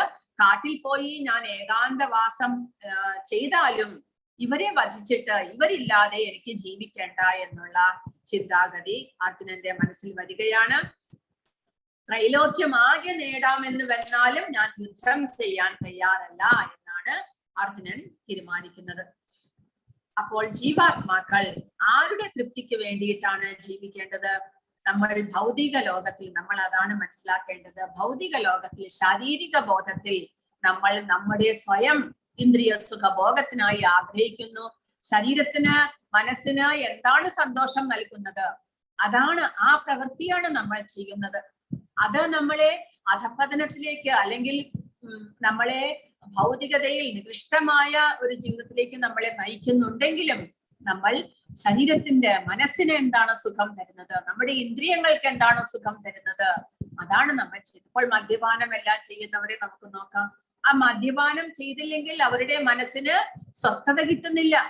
അത് അവരെ അധപതനത്തിലേക്ക് കൊണ്ടുപോകുന്നെങ്കിലും അവർക്കത് ചെയ്യാതെ വഴിയില്ല. അങ്ങനെയാണ് നമ്മളിപ്പോൾ ഭൗതിക പ്രപഞ്ചത്തിൽ എല്ലാവരുടെയും ശാരീരിക ബോധത്തിലുള്ള എല്ലാവരുടെയും ജീവിതം അതാണ്. നമ്മൾ നമ്മുടെ ആ ശരീരത്തിന്റെ ഉള്ളിലുള്ള ആ ബന്ധനത്തിലാക്കപ്പെട്ടിരിക്കുന്ന ആത്മാവിനെ കുറിച്ച് നമ്മൾ മറന്നേ പോകുന്നു. ആത്മാവിന്റെ ബന്ധം ആ ഭഗവാനുമായിട്ടാണ്. അപ്പോൾ ഭഗവാനുമായിട്ട് ബന്ധം സ്ഥാപിക്കുക എന്നുള്ളതാണ് പ്രധാനം എന്നുള്ളത് നമ്മൾ മറന്ന് നമ്മൾ നമ്മുടെ സ്വന്തം ഇന്ദ്രിയ സുഖഭോഗത്തിന് വേണ്ടിയിട്ട് ആഗ്രഹിക്കുന്നു. ഇപ്പോൾ അർജുനൻ ചെയ്യുന്നത് പോലെ തങ്ങളുടെ കടമ അങ്ങനെ നമ്മൾ മറന്നു പോകുകയാണ്. നമ്മുടെ കർത്തവ്യം എന്താണ് എന്ന് നമ്മൾ മറന്നു പോകുന്നു. അങ്ങനെ മനുഷ്യ ശരീരം ലഭിച്ചതിന്റെ ഇമ്പോർട്ടൻസ് എന്താണ്, പ്രാധാന്യം എന്താണ് എന്ന് നമ്മൾ മറന്നു പോകുന്നു. അപ്പോൾ വാസ്തവത്തിൽ നമ്മൾ ജീവാത്മാക്കളാണ്. നമ്മൾ ഭഗവാൻ കൃഷ്ണനെ നമ്മൾ സന്തോഷിപ്പിക്കുകയാണെങ്കിൽ സ്വയമേവ നമ്മുടെ ഇന്ദ്രിയങ്ങളും സന്തുഷ്ടമാകുന്നു. അതുവഴി നമുക്കും ആനന്ദം ലഭിക്കുന്നു എന്ന് നമ്മൾ മറന്നു പോകുകയാണ്. നമ്മൾ നമ്മുടെ ശരീരത്തിന്റെ ഇന്ദ്രിയങ്ങളെ തൃപ്തിപ്പെടുത്തുവാൻ ബലമായിട്ട് പരിശ്രമിച്ചുകൊണ്ടേയിരിക്കുകയാണ്. വാസ്തവത്തിൽ അതിന്റെ ആവശ്യമില്ല. ഭഗവാനാണ് ഋഷികേശൻ, നമ്മുടെ ഇന്ദ്രിയങ്ങളുടെ നാഥൻ ഭഗവാനാണ്. ആ ഭഗവാനെ നമ്മൾ സേവിക്കുക വഴി നമ്മുടെ ഇന്ദ്രിയങ്ങൾ സ്വയമേവ സന്തുഷ്ടരാകും. പക്ഷേ അത് മനസ്സിലാക്കുവാനുള്ള ഒരു ആ മാനസിക അവസ്ഥ നമ്മൾ കണക്കാക്കുന്നില്ല. നമ്മൾ എന്ത് ചെയ്യുന്നു? നമ്മുടെ ഇന്ദ്രിയങ്ങളെ ബാഹ്യമായിട്ട് ഭൗതികമായിട്ട് സന്തുഷ്ടമാക്കാൻ ശ്രമിച്ചുകൊണ്ടേയിരിക്കുന്നു. അതാണ് അർജുനന്റെ അവസ്ഥയിലേക്ക് നമ്മളും വന്നു ചേരുന്നത്. അപ്പോൾ ഇവിടെ കൊടുത്തിരിക്കുന്നു, കൃഷ്ണന്റെ ഇന്ദ്രിയങ്ങളെയാണ് നമ്മൾ സംതൃപ്തമാക്കേണ്ടത്. അതുവഴി ഗോവിന്ദ കൃപയാൽ നമ്മുടെ ആഗ്രഹങ്ങളെല്ലാം തന്നെ നിറവേറുന്നു.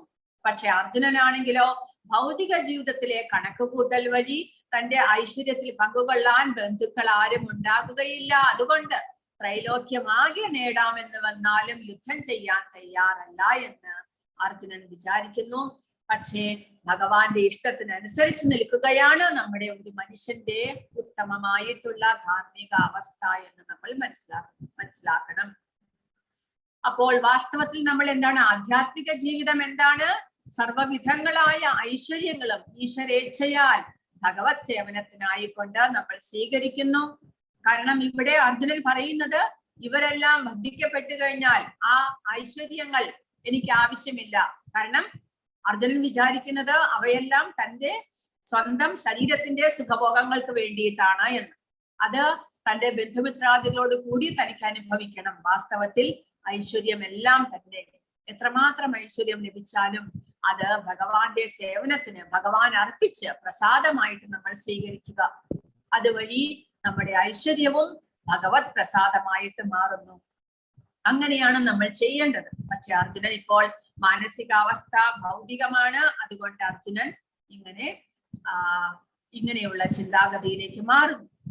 കൂടാതെ ഇവിടെ ഒരു കാര്യം പറയുന്നത് പ്രധാനം, അതാണ് നമ്മൾ മനസ്സിലാക്കേണ്ടത്. അർജുനൻ കൃഷ്ണഭക്തനായതിനാൽ അപരാധികളുടെ തെറ്റുകൾക്ക് മാപ്പ് കൊടുക്കുന്നു. അപ്പോൾ അർജുനൻ പറയുന്നുണ്ട്, ഇവരെല്ലാവരും അക്രമികളാണെങ്കിൽ കൂടെ, തങ്ങളെ വളരെയധികം ദ്രോഹിച്ചിട്ടുണ്ടെങ്കിൽ കൂടെ അവരെ വധിക്കുന്നത് പാപമാണ് എന്ന് ഞാൻ കരുതുന്നു. അപ്പോൾ അവരുടെ തെറ്റുകൾക്കെല്ലാം അർജുനൻ മാപ്പ് കൊടുത്തു. പക്ഷേ ഇവിടെ പറയുന്നത്, തന്നോട് ചെയ്യുന്ന തെറ്റുകൾക്ക് ഭക്തന്മാർ മാപ്പ് കൊടുത്താലും സ്വഭക്തന്മാരോട് ചെയ്യുന്ന ദ്രോഹം ഭഗവാൻ ഒരിക്കലും പൊറുക്കുകയില്ല. ഭഗവാൻ അവരെ കൊല്ലാൻ തന്നെ തീരുമാനിച്ചിരുന്നു. പാണ്ഡവന്മാർ ഭഗവാൻ കൃഷ്ണന്റെ ശുദ്ധ ഭക്തന്മാരായിരുന്നു. ഭഗവാന്റെ ഇച്ഛയ്ക്കനുസരിച്ചാണ് അവരെല്ലാം ചെയ്തുകൊണ്ടിരുന്നത്. എസ്പെഷ്യലി ദ്രൗപദി എന്ത് ക്ലേശങ്ങൾ വന്നാലും ഭഗവാൻ കൃഷ്ണനെ സ്മരിക്കുന്ന കൂട്ടത്തിലായിരുന്നു. അങ്ങനെയുള്ള ദ്രൗപദി അവസാനം വസ്ത്രാക്ഷേപം ചെയ്ത് അപമാനിക്കുക കൂടെ ചെയ്തപ്പോൾ ഭഗവാൻ കൃഷ്ണൻ അവിടെ ഉണ്ടായിരുന്ന ആ സഭയിൽ ഉണ്ടായിരുന്ന എല്ലാവർക്കും വധശിക്ഷ കൊടുത്തു. അപ്പോൾ അർജുനൻ ഇവിടെ യുദ്ധം ചെയ്തില്ലെങ്കിലും ഭഗവാൻ അവരെ എല്ലാവരെയും വധിക്കുവാൻ തീരുമാനിച്ചിരിക്കുന്നു. അപ്പോൾ നമ്മൾ മനസ്സിലാക്കേണ്ടത് ഈ ഒരു കാര്യം നമ്മൾ മനസ്സിലാക്കണം. അതായത് ഭഗവാന്റെ ഭക്തന്മാരെ, അവർ എത്ര വളരെ ചെറിയ ഭക്തന്മാരായാലും എല്ലാവരും ഭഗവത് അംശമാണ് എന്ന് മനസ്സിലാക്കുക. ആ ഭഗവത് അംശമായിട്ടുള്ള എല്ലാ ജീവജാലങ്ങളെയും നമ്മൾ സംരക്ഷിക്കണം. അവർക്ക് നമുക്ക് കൊടുക്കാനൊന്നും പറ്റിയില്ലെങ്കിലും അവരെ ഒരിക്കലും ഉപദ്രവിക്കാതിരിക്കുക. കാരണം ഭക്തന്മാരോട് നമ്മൾ ചെയ്യുന്ന ചെറിയ ചെറിയ തെറ്റാണെങ്കിൽ കൂടെ ഭഗവാൻ ഒരിക്കലും അത് പൊറുക്കുകയില്ല. ഭക്തന്മാർ അത് പൊറുക്കും, കാരണം അവർക്ക് എല്ലാം ഭൗതികമാണ്. അതുകൊണ്ട് അവരത് കാര്യമായിട്ട് എടുക്കുകയില്ല. അവർക്ക് ഭഗവാനോട് മാത്രമേ ആസക്തി ഉണ്ടാകുകയുള്ളൂ. പക്ഷേ ഭഗവാൻ നമ്മുടെ ഓരോരുത്തരുടെയും ഉള്ളിൽ വസിക്കുന്നുണ്ട്. നമ്മുടെ മാനസികാവസ്ഥ ഭഗവാൻ അറിയാൻ സാധിക്കുന്നു. അതുകൊണ്ട് ആരോടും എല്ലാവരോടും സമഭാവനയോടുകൂടി പെരുമാറാൻ നമ്മൾ പരിശ്രമിക്കണം. അപ്പോൾ ഇനി അടുത്തത് പറയുന്നത്, ഇവരെ വധിക്കുന്നത് കൊണ്ട് തനിക്ക് പാപമായിരിക്കും. ഇവർ അക്രമികളാണെങ്കിൽ കൂടെ അവരെ വധിക്കുന്നത് പാപമല്ലേ എന്ന് ഇവിടെ അർജുനൻ ചോദിക്കുന്നു. അപ്പോൾ ആരൊക്കെയാണ് അക്രമികൾ? അക്രമികൾ 6 കൂട്ടരാണ് എന്ന് പറയുന്നു. ഒന്ന്, വിഷം കൊടുക്കുന്നവൻ. പിന്നെ വീട് തീവയ്ക്കുന്നവൻ, പിന്നെ മാരക ആയുധങ്ങൾ കൊണ്ട് ആക്രമിക്കുന്നവൻ, സ്വത്ത് കൊള്ളയടിക്കുന്നവൻ, ഭൂമി കയ്യേറുന്നവൻ, അന്യന്റെ ഭാര്യ അപഹരിക്കുന്നവൻ, ഇവരെല്ലാവരും അക്രമികളാണ്. അപ്പോൾ ശാസ്ത്രപ്രകാരം അവരെ വധിക്കുന്നതിൽ കുറ്റമില്ല. ഇങ്ങനെയുള്ള ഒരു തെറ്റ് ചെയ്താൽ കൂടെ അങ്ങനെയുള്ളവരെ വധിക്കുന്നതിൽ കുറ്റമില്ല. അപ്പോൾ ഈ 6 അക്രമങ്ങളും ദുര്യോധനാദികൾ പാണ്ഡവരുടെ അടുത്ത് ചെയ്തിട്ടുണ്ട്. അതുകൊണ്ട് അവർ വധിക്കാൻ വിധിക്കപ്പെട്ടവരാണ്. അവർക്ക് മരണം അടുത്തിരിക്കുന്നു. ഭഗവാൻ അവർക്ക് വധശിക്ഷ വിധിച്ചിരിക്കുന്നു. എങ്കിലും ഭക്തനായതുകൊണ്ട് അർജുനൻ താൻ അവരോട് പൊറുക്കുന്നു. അവരെ വധിക്കുന്നത് തനിക്ക് പാപമായിരിക്കും. അതുകൊണ്ട് താൻ അവരെ വധിക്കാൻ ആഗ്രഹിക്കുന്നില്ല എന്നാണ് അർജുനന്റെ തീരുമാനം. ഇനി അടുത്തതായിട്ട് അർജുനന്റെ റീസണിങ് തീർന്നിട്ടില്ല. അർജുനൻ വീണ്ടും ഓരോ കാരണങ്ങൾ പറഞ്ഞ് യുദ്ധം ചെയ്യാതിരിക്കാൻ ഭഗവാനോട് ഓരോ കാരണങ്ങൾ പറഞ്ഞുകൊണ്ടിരിക്കുകയാണ്. അടുത്തത് അർജുനൻ പറയുന്നത്, ഇവരെ എല്ലാവരെയും വധിച്ചു കഴിഞ്ഞാൽ അവരുടെ കുലമെല്ലാം ക്ഷയിച്ചു പോകും. ആ കുലത്തിൽ പിന്നെ ആരും ബാക്കി ഉണ്ടാക്കുകയില്ല. കുലത്തിൽ ഇപ്പോഴുള്ള കുട്ടികളെയും സ്ത്രീകളും എല്ലാം അധപ്പതിച്ചു പോകുന്നു. അവർ അധർമ്മ മാർഗത്തിലേക്ക് പോകുന്നു. അതുകൊണ്ട് ഞാൻ യുദ്ധം ചെയ്യില്ല. കുലക്ഷയം ഉണ്ടാകുമെന്ന് അർജുനൻ മനസ്സിലാക്കുകയാണ്. ലോഭാവേശം കൊണ്ട് എതിർ സൈന്യം ഹിംസയിൽ ദോഷം കാണുന്നില്ല എന്ന് അർജുനൻ മനസ്സിലാക്കുന്നു. അർജുനന് ഈ യുദ്ധത്തിന്റെ ഫലം മനസ്സിലാകുന്നു. അതായത് കുലക്ഷയം, ഈ പാപകർമ്മങ്ങളിൽ വ്യാപൃതരായിട്ട് കാര്യമില്ല എന്ന് മനസ്സിലാക്കുന്നു. അപ്പോൾ ദുര്യോധനാദികൾ ഈ അർജുനൻ പറയുന്ന കാര്യങ്ങളെ ഒന്നും തന്നെ കാര്യമാക്കുന്നില്ല. കാരണം അവരുടെ മനസ്സിൽ രാജ്യത്തിനോടുള്ള ആസക്തി അത്രമാത്രമേയുള്ള അവരുടെ മനസ്സിൽ. അല്ലാതെ യുദ്ധം ചെയ്യുക വഴി എത്രമാത്രം മനുഷ്യരും മരിക്കുന്നു, അതുപോലെ മൃഗങ്ങളും എല്ലാം തന്നെ മരിച്ചു പോകുന്നു. അവരുടെ എല്ലാ ഫാമിലിയിൽ ഈ ആണുങ്ങളെല്ലാം ഇല്ലാതാകുകയാണ് ചെയ്യുന്നത്. അവിടെയുള്ള സ്ത്രീകളും കുട്ടികളും എല്ലാം അനാഥരാകും. ഇതൊന്നും തന്നെ ദുര്യോധനാദികൾ ചിന്തിക്കുന്നില്ല. എന്നാൽ അർജുനൻ ആ ഒരു ധാർമ്മികമായിട്ടുള്ള ബുദ്ധി മൂലം അങ്ങനെ ചിന്തിച്ച് യുദ്ധത്തിൽ നിന്ന് പിന്മാറാൻ പരിശ്രമിക്കുകയാണ്. പക്ഷെ വാസ്തവത്തിൽ എതിർകക്ഷി ചൂതാട്ടത്തിനോ യുദ്ധത്തിനോ ക്ഷണിച്ചാൽ ക്ഷത്രിയൻ ഒഴിഞ്ഞു മാറാൻ പാടില്ല എന്നതാണ് ചട്ടം. വെല്ലുവിളിയുടെ ദുഷ്ഫലങ്ങളെ പറ്റി മറ്റു കക്ഷികൾ പൂർണ്ണമായി ഗ്രഹിച്ചിരിക്കില്ല എന്ന് അർജുനൻ വിചാരിക്കുന്നു. അതുകൊണ്ട് യുദ്ധം ചെയ്യേണ്ട എന്ന് അർജുനൻ തീരുമാനിക്കുകയാണ്. അപ്പോൾ കുലവംശം, ഇവിടെ അർജുനൻ കാരണങ്ങൾ പറയുന്നത് എന്തൊക്കെയാണ്? കുലവംശം നശിക്കുന്നതോടുകൂടി കുലധർമ്മങ്ങൾ നശിക്കുന്നു. അതായത് വംശം എങ്ങനെയാണ് നശിക്കുന്നത്? ആ വംശത്തിലുള്ള ആണുങ്ങൾ, അച്ഛനായിട്ടുള്ളവർ, അച്ഛന്റെ മകൻ, ഇപ്പോൾ വിവാഹം കഴിച്ച് വന്നിരിക്കുന്ന മകൻ, ഇവരെല്ലാവരും യുദ്ധത്തിന് വന്നിരിക്കുകയാണ്. ഒരു കുലത്തിൽ നിന്ന്, ഒരു വീട്ടിൽ നിന്ന് അച്ഛനും മകനും എല്ലാം യുദ്ധത്തിന് വന്നിരിക്കുന്നു. അവർ രണ്ടുപേരും വധിക്കപ്പെട്ടു കഴിഞ്ഞാൽ ആ വീട്ടിൽ പിന്നെ സ്ത്രീകളും കുട്ടികളും മാത്രമേ ഉണ്ടാകുകയുള്ളൂ. അപ്പോൾ ആ വീട്ടിലുള്ളവർക്ക് ശരിയായിട്ടുള്ള ധർമ്മവും സംസ്കാരവും പറഞ്ഞു കൊടുക്കാൻ വംശത്തിൽ പിന്നെ കാരണവന്മാർ ഇല്ലാതാകുന്നു, തലമുതിർന്നവർ ഇല്ലാതാകുന്നു. തലമുതിർന്നവരുടെ ചുമതലയാണ് ജനനം മുതൽ മരണം വരെ തുടരുന്ന ശുദ്ധീകരണ പ്രക്രിയകൾ നടത്തുക എന്നുള്ളത്. വൃതിയടഞ്ഞാൽ ശുദ്ധീകരണത്തിന് വേണ്ടിയുള്ള കുടുംബാചാരങ്ങൾ നിലച്ചേക്കാം. ഇളം തലമുറക്കാർ അധാർമിക സ്വഭാവം കൈക്കൊള്ളും. അങ്ങനെ ആത്മീയ മുക്തിക്കുള്ള അവസരം നഷ്ടപ്പെടുന്നു. അപ്പോൾ നമുക്കറിയാം, നമ്മുടെ വീട്ടിലും അച്ഛനമ്മമാരാണ് കുട്ടികൾക്കുള്ള സംസ്കാരങ്ങളെല്ലാം പറഞ്ഞു കൊടുക്കുന്നതും ചെയ്യുന്നതും എല്ലാം തന്നെ. അപ്പോൾ ആ അച്ഛനമ്മമാർ ഇല്ലാതായി കഴിഞ്ഞാൽ എന്ത് സംഭവിക്കുന്നു? ഇളം തലമുറയ്ക്ക് ഇതെല്ലാം പറഞ്ഞു കൊടുക്കാനോ അവരെ അങ്ങനെ ധാർമ്മികമായിട്ടുള്ള കർമ്മങ്ങൾ ചെയ്യിക്കാനോ ഉള്ള ജനങ്ങൾ ഇല്ലാതാകുന്നു. അങ്ങനെ അവർ അധാർമികമായിട്ടാണ് വളർന്നു വരിക. ധർമ്മം പറഞ്ഞു കൊടുക്കാനും ആളില്ല, ആ സംസ്കാരം ചെയ്യിക്കാനും ആളില്ല. അങ്ങനെ വരുമ്പോൾ ആ വീട്ടിലുള്ള സ്ത്രീകളും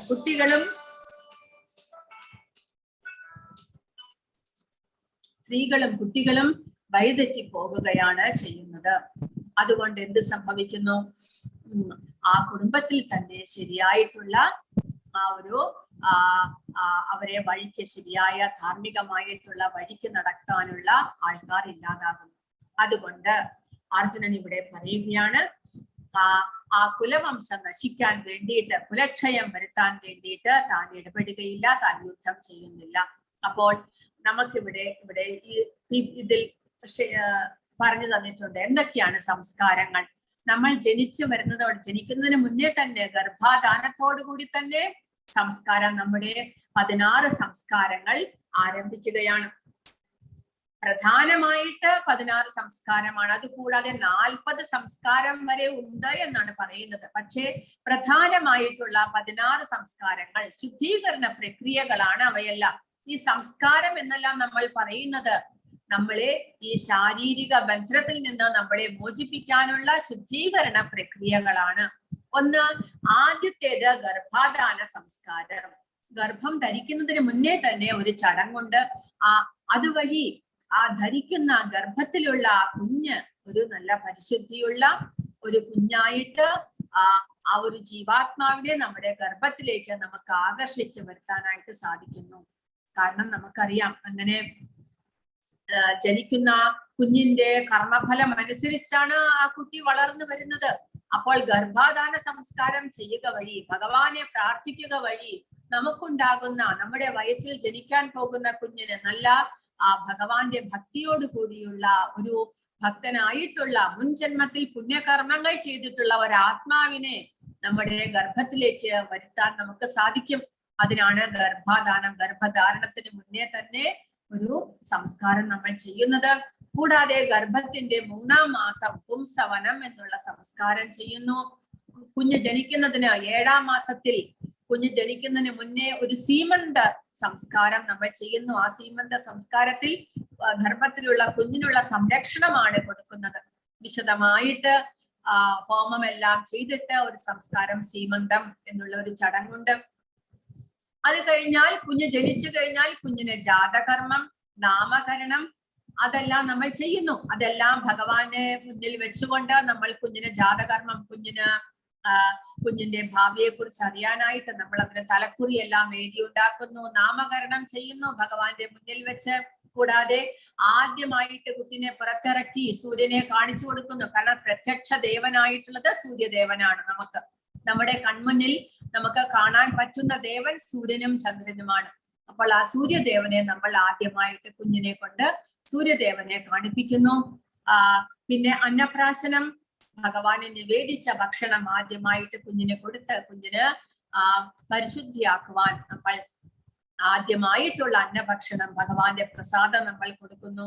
ആദ്യമായിട്ട് മുടി മുറിക്കുന്നു, ആദ്യമായിട്ട് ചെവി തുളയ്ക്കുന്നു, ആദ്യമായി നമ്മൾ കുഞ്ഞിനെ വിദ്യാരംഭം ചെയ്യിക്കുന്നു. ഇതെല്ലാം തന്നെ ഭഗവാന്റെ മുന്നിൽ വെച്ച് ഭഗവാനെ ആരാധിച്ച് ഭഗവത് സ്മരണയോട് കൂടിയാണ് നമ്മൾ ചെയ്യുന്നത്.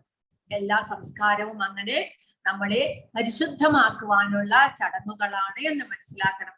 പിന്നീട് ഉപനയനം. ഓരോ വർഷവും പഠനത്തിന് മുൻപും ശേഷവും നമ്മൾ പ്രൈശർത്ഥം, ഇതൊന്നും നമ്മൾ ചെയ്യാത്തതുമുണ്ട്, ചെയ്യുന്നതുമുണ്ട്. ഇതെല്ലാം തന്നെ ഷോഡശ സംസ്കാരത്തിൽ അടങ്ങിയിട്ടുള്ളതാണ്. ആദ്യത്തെ പെൺകുട്ടിയാണെങ്കിൽ ആദ്യത്തെ ആർത്തവ ചക്രം, ആൺകുട്ടിയാണെങ്കിൽ ആദ്യം ഷേവ് ചെയ്യുക, സമാവർത്തനം, വിദ്യാർത്ഥി ജീവിതം കഴിഞ്ഞ് പിന്നീട് ആ ദാമ്പത്യത്തിലേക്ക് നമ്മൾ കടക്കുന്നതിന് മുന്നുള്ള ചടങ്ങുകളുണ്ട്. പിന്നീട് വിവാഹം, അതും ഒരു സംസ്കാരമാണ്. കാരണം നമുക്ക് ചേർന്ന ഒരു പെൺകുട്ടി അല്ലെങ്കിൽ ആൺകുട്ടിയെ നമ്മൾ വിവാഹം കഴിച്ച് ദാമ്പത്യ ജീവിതത്തിലേക്ക് പ്രവേശിക്കുക, അതും അഗ്നിദേവന്റെ മുന്നിൽ വെച്ച് നമ്മൾ പ്രതിജ്ഞ എടുത്തുകൊണ്ട് ഭഗവാനെ സാക്ഷി നിർത്തി നമ്മൾ ദാമ്പത്യ ജീവിതത്തിലേക്ക് കടക്കുന്നു. ഇതെല്ലാം തന്നെ നമ്മളെ പരിശുദ്ധമാക്കുവാൻ ഉള്ള സംസ്കാരങ്ങളാണ് എന്ന് മനസ്സിലാക്കണം. മനസ്സും ഇന്ദ്രിയങ്ങളും നിയന്ത്രണ വിധേയമായിട്ടുള്ള ഒരു ജീവിതം നമ്മൾ നയിക്കുവാനുള്ള പരിശീലനങ്ങളാണ് ഇതെല്ലാം തന്നെ.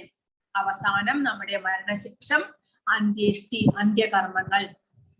അതുവഴി നമ്മൾ ഒരു ധാർമ്മിക ജീവിതമാണ് നയിച്ചത്, ഭഗവതർപ്പിതമായ ജീവിതമാണ് നയിച്ചത് എന്നുണ്ടെങ്കിൽ ആ അന്ത്യകർമ്മങ്ങളോടുകൂടി ആ ജീവാത്മാവിന് തീർച്ചയായിട്ടും പിതൃലോകത്തിലേക്കോ അല്ലെങ്കിൽ സൂര്യമണ്ഡലത്തിലേക്കോ കടക്കുവാനായിട്ട് സാധിക്കുന്നു. അല്ലാതെ ഒരിക്കലും നരകത്തിലേക്ക് പോകേണ്ടി വരില്ല. പക്ഷെ ഇവിടെ അർജുനൻ പറയുന്നത്, അങ്ങനെ ഇതെല്ലാം നടത്തണമെങ്കിൽ ഒരു കുലത്തിൽ കാരണവന്മാരുണ്ടായിരിക്കണം. അവരെല്ലാവരും ഈ യുദ്ധക്കളത്തിൽ മരിച്ചു വീഴുകയാണെങ്കിൽ എന്ത് സംഭവിക്കുന്നു? ആ കുലത്തിൽ ബാക്കിയുള്ളവർക്ക് ഈ സംസ്കാരങ്ങൾ പറഞ്ഞു കൊടുക്കാൻ ആരുമില്ലാതെയാകുന്നു. അതുകൊണ്ട് അർജുനൻ പറയുകയാണ്, ഈ യുദ്ധം എന്നുള്ളത് ആ കുലത്തിന്റെ സമൂഹത്തിന്റെ നാശം മാത്രമേ ഉണ്ടാക്കുകയുള്ളൂ. വർണ്ണാശ്രമ വ്യവസ്ഥയിൽ ശാന്തി അല്ലെങ്കിൽ അഭിവൃദ്ധി ആധ്യാത്മിക ജീവിതത്തിലെ പുരോഗതിക്കാണ്. അങ്ങനെ വർണ്ണാശ്രമ ധർമ്മം പരാജയപ്പെടുക വഴി എന്ത് സംഭവിക്കുന്നു? നമ്മുടെ സമൂഹം നാശത്തിലേക്കാണ് നയിക്കുന്നത്. അപ്പോൾ മുതിർന്നവരുടെ ചുമതലയാണ് ജനനം മുതൽ മരണം വരെ തുടരുന്ന ശുദ്ധീകരണ പ്രക്രിയകൾ നടത്തുക എന്നുള്ളത്. മൃതിയടഞ്ഞാൽ ശുദ്ധീകരണത്തിന് വേണ്ടിയുള്ള കുടുംബാചാരങ്ങൾ നിലച്ചേക്കാം. ഇളം തലമുറക്കാർ അധാർമിക സ്വഭാവം കൈക്കൊള്ളാം. അങ്ങനെ ആത്മീയ മുക്തിക്കുള്ള അവസരം നഷ്ടപ്പെടുന്നു. കുലത്തിൽ അധർമ്മം മുന്നിട്ട് നിന്നാൽ സ്ത്രീകൾ ദുഷിച്ചു പോകും. വേണ്ടാത്ത കുട്ടികൾ ജനിക്കുന്നു. വർണ്ണസങ്കരമായിട്ടുള്ള കുട്ടികൾ ജനിച്ചേക്കാം. യുദ്ധവും പകർച്ചവ്യാധിയും അടിക്കടി ക്ഷയിപ്പിക്കാൻ തുടങ്ങുന്നു. നിരുത്തരവാദികളായ സാമൂഹ്യ നേതാക്കൾ സനാതന ധർമ്മ പാരമ്പര്യത്തെ തകർക്കാനിടയാകും. അങ്ങനെ ജീവിതം തന്നെ നരകതുല്യമാകുന്നു. കുടുംബങ്ങൾക്കും കുലപാരമ്പര്യങ്ങൾ കളഞ്ഞു കുളിച്ചവർക്കും എല്ലാവർക്കും ജീവിതം നരകതുല്യമായി മാറാം. അങ്ങനെ പിതൃക്കൾക്ക് പിണ്ടപ്രദാനം ചെയ്യാൻ വരെ കുടുംബത്തിൽ ആരുമില്ലാതാകുന്നു. അങ്ങനെ പിതൃക്കൾ അധപ്പതിക്കും. അങ്ങനെയുള്ള കുലധർമ്മങ്ങൾ നശിപ്പിക്കുന്നവർ എന്നും നരകത്തിൽ പോകേണ്ടി വരും എന്ന് അർജുനൻ ഗുരുപരമ്പര വഴി അറിഞ്ഞിരിക്കുന്നു എന്നാണ് പറയുന്നത്. അങ്ങനെ ആത്മീയ മുക്തിക്കുള്ള അവസരം നഷ്ടപ്പെടുന്നു എല്ലാവർക്കും. അപ്പോൾ കുട്ടികളെയും സ്ത്രീകളെയും പ്രായം ചെന്നവർ സംരക്ഷിക്കേണ്ടതാണ്. പക്ഷെ പ്രായം ചെന്നവരെല്ലാം ഈ യുദ്ധത്തിൽ മരിച്ചുപോയി കഴിഞ്ഞാൽ അവരെ സംരക്ഷിക്കാൻ ആരുമില്ലാതാകുന്നു. അനാഥരാകുന്നവർ വഴിതെറ്റിക്കപ്പെടാം. അതുവഴി ആ കുടുംബത്തിലെ പിന്നെ ബാക്കിയുള്ളവരെല്ലാവരും അധപ്പതിക്കുന്നു. അപ്പോൾ ഇതെല്ലാം തന്നെ സമൂഹത്തിന്റെ അധപ്പതനത്തിലേക്കാണ് നയിക്കുന്നത്. അതുകൊണ്ട് അർജുനൻ പറയുന്നു, ഇതിനെല്ലാത്തിനും കാരണക്കാരാകുന്നവർ നരകത്തിൽ പോകേണ്ടി വരും എന്ന് ഞാൻ പഠിച്ചിട്ടുണ്ട് ഗുരുവിന്റെ മുഖത്ത് നിന്ന്. അതുകൊണ്ട് ഞാൻ ഈ യുദ്ധം ചെയ്യുന്നില്ല. അപ്പോൾ പക്ഷേ നമ്മൾ ഭഗവാൻ ഇവിടെ അടുത്ത അധ്യായത്തിൽ പറയുന്നുണ്ട്, ഭഗവത് അർപ്പിതമായിട്ട് കർമ്മങ്ങൾ ചെയ്യുന്നവർക്ക് യാതൊരു പേടിയും ആവശ്യമില്ല. ഭഗവാൻ അവരെ സംരക്ഷിക്കുന്നു. നല്ല ജനസമൂഹം അതിലെ സ്ത്രീകളുടെ ചാരിത്രത്തെയും വിശ്വാസത്തെയും ആശ്രയിച്ചാണ് നിലനിൽക്കുന്നത്. അതുകൊണ്ട് കുലധർമ്മം നിലനിൽക്കേണ്ടതാണ്. പക്ഷേ അടുത്ത അധ്യായത്തിൽ ഭഗവാൻ ഇതിനെയും അർജുനന്റെ ഈ വാദങ്ങളെ എല്ലാം തന്നെ ഭഗവാൻ തിരുത്തുന്നുണ്ട്. അപ്പോൾ അർജുനന്റെ വാദം ഇവിടെ സമൂഹത്തിന്റെ നാശം എങ്ങനെ സംഭവിക്കുന്നു? തലമുതിർന്നവരെ ഹനിച്ചു കഴിഞ്ഞാൽ കുലവംശനാശം സംഭവിക്കും. കുലധർമ്മങ്ങൾ നശിക്കുന്നു. വൈദിക ആചാരങ്ങൾ അവസാനിക്കുന്നു. കുലത്തിൽ അധർമ്മം മുന്നിട്ട് നിൽക്കുന്നു. സ്ത്രീകൾ ദുഷിച്ചു പോകുന്നു. വേണ്ടാത്ത കുട്ടികൾ ജനിക്കുന്നു. അങ്ങനെ വരുമ്പോൾ എന്ത് സംഭവിക്കുന്നു? സമൂഹത്തിന്റെ പുരോഗമന പ്രവർത്തനങ്ങളും ക്ഷേമ പ്രവർത്തനങ്ങളും എല്ലാം തന്നെ ഇല്ലാതാകുന്നു.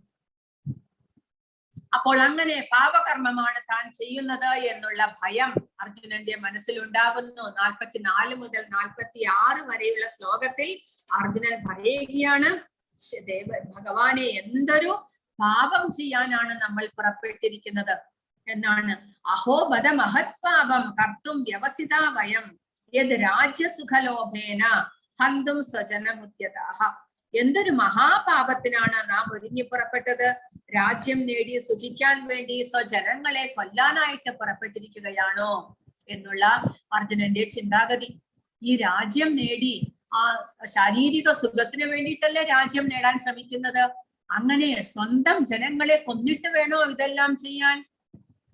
എന്തൊരു പാപത്തിനാണ് നാം ഇറങ്ങി പുറപ്പെട്ടത് എന്നുള്ള ഒരു ചിന്താഗതി അർജുനന്റെ മനസ്സിലുണ്ടാകുന്നു.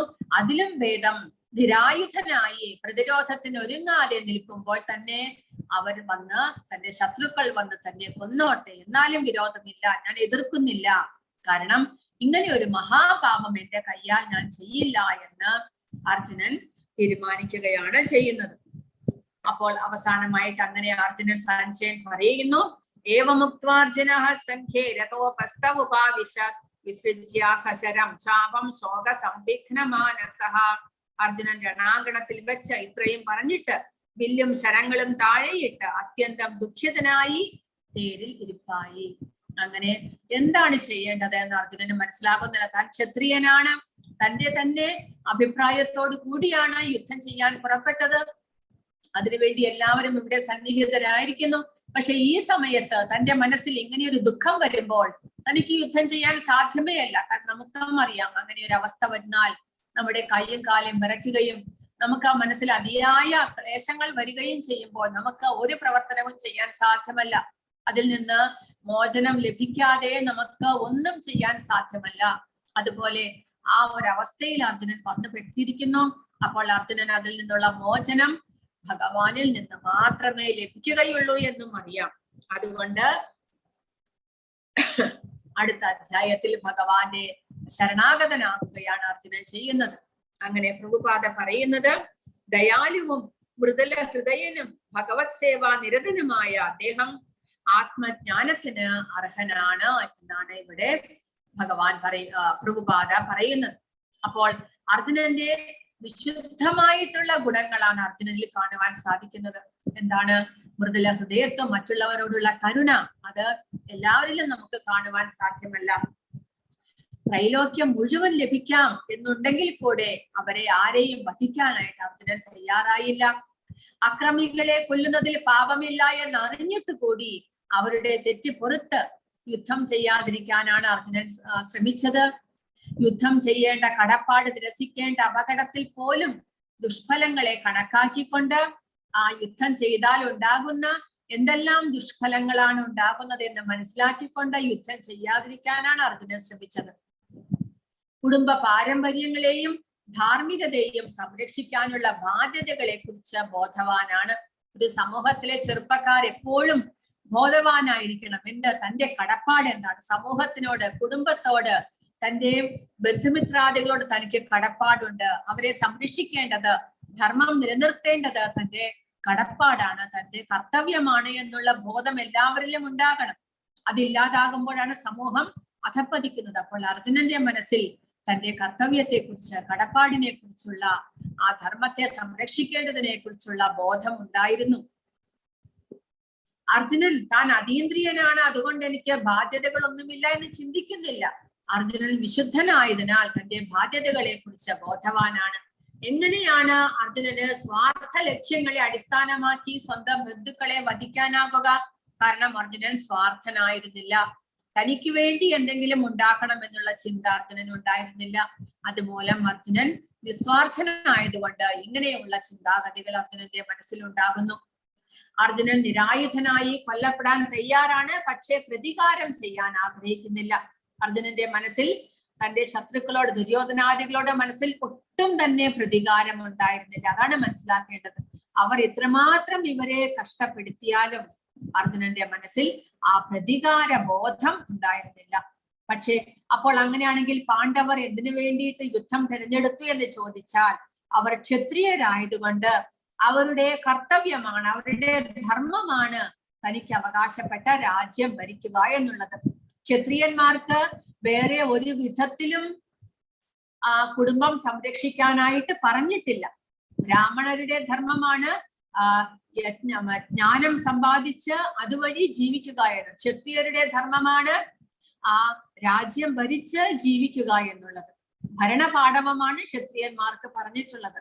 അതുകൊണ്ട് അവരുടെ കർത്തവ്യമാകുന്നു രാജ്യം, അവർക്ക് അവകാശപ്പെട്ട രാജ്യം യുദ്ധം ചെയ്ത് സമ്പാദിച്ച് അതുവഴി ജനങ്ങളെ നല്ല നിലയിലേക്ക് ധാർമ്മികമായിട്ടുള്ള ഒരു രാജ്യഭരണം നടപ്പാക്കുക എന്നുള്ളത് ക്ഷത്രിയരുടെ ധർമ്മമായിരുന്നു.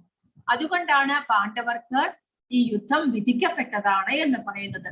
ഈ യുദ്ധം ഒരു ധർമ്മയുദ്ധമാണ് എന്ന് പറയുന്നത് അതുകൊണ്ടാണ്. ക്ഷത്രിയരുടെ സമരമുറകളിൽപ്പെട്ട ഒരു നിബന്ധനയാണ് നിരായുധനും പൊരുതാൻ ഇഷ്ടപ്പെടാത്തവനുമായ എതിരാളിയെ ആക്രമിച്ചുകൂടാ എന്നത്.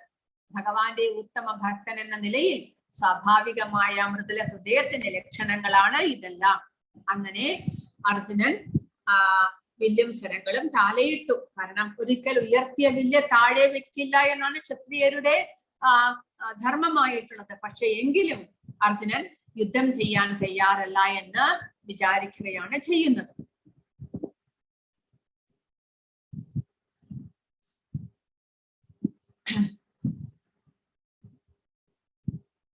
ഹരേ കൃഷ്ണ. ഇത്രയുമാണ് ഇന്നത്തെ അധ്യായത്തിൽ പറഞ്ഞിരിക്കുന്നത്.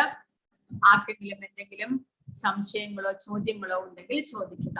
ഇനി രണ്ടാമത്തെ